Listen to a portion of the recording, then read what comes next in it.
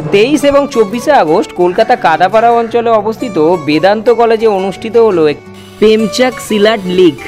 14টি জেলা এবং 13টি স্কুল থেকে প্রায় 300 জন মহিলা প্রতিযোগী যোগদান করেন এই প্রতিযোগিতায়। রাজা দাস জানান 23 এবং 24 আগস্ট দুদিনের এই প্রতিযোগিতা।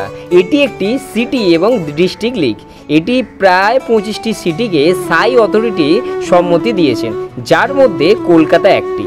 দুদিনব্যাপী এই কম্পিটিশনে অংশগ্রহণকারী সকল প্রতিযোগীকে পুরস্কৃত করা হয়। উক্ত এই অনুষ্ঠানে উপস্থিত ছিলেন বহু বিশিষ্ট ব্যক্তিবর্গরা। 23 আর 24 আগস্ট দুদিনের প্রোগ্রাম। এটা সিটি এবং ডিস্ট্রিক্ট লিগ। এটা 50 স্টেটের 25টা সিটিকে বা স্টেটকে সাই অথরিটি পারমিশন দিতে, রিকগনিশন দিতে করার জন্য। তার মধ্যে কলকাতা একটা। তো আমরা রাজ্য স্তরে অস্মিতা খেলো ইন্ডিয়া লিগ অর্গানাইজ করছি। উইমেন লিগ দুদিন ধরে চলছে।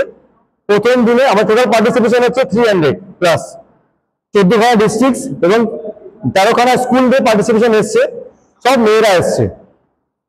এটাই বলবো যে প্রেমচাক সিলেট এখন ইন্ডিয়াতে হয়তো নতুন এসছেন, কিন্তু যেরকম আমরা এগোচ্ছি, যেরকম আমরা কম্পিটিশন করছি, সেরকম মনে হচ্ছে যে নেক্সট 2-3-4 বছরের মধ্যে this sport will be the most famous in women's specially. কেন যে এই স্পোর্টসের মধ্যে একটা সেলফ ডিফেন্স আছে, আর এই সেলফ ডিফেন্স আজকের দিনে আপনারা সবাই জানেন খুব দরকার আছে। তো স্পোর্টস প্লাস সেলফ ডিফেন্স এটা দুটো নিয়ে এই স্পোর্টস আছে।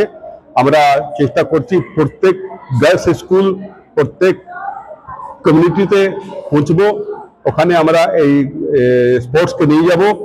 এই খেলাটা খেলতে কোনো পয়সা খরচ করতে হয় না, কোনো মোজা, জুতো, boot, football, cricket, bat, badminton, cock কিছু দরকার লাগে। শুধু তার প্র্যাকটিস, তার মেধা, এই দিয়ে এখন খেলাটা আস্তে আস্তে পাচ্ছে, শ্রীবৃদ্ধি হচ্ছে।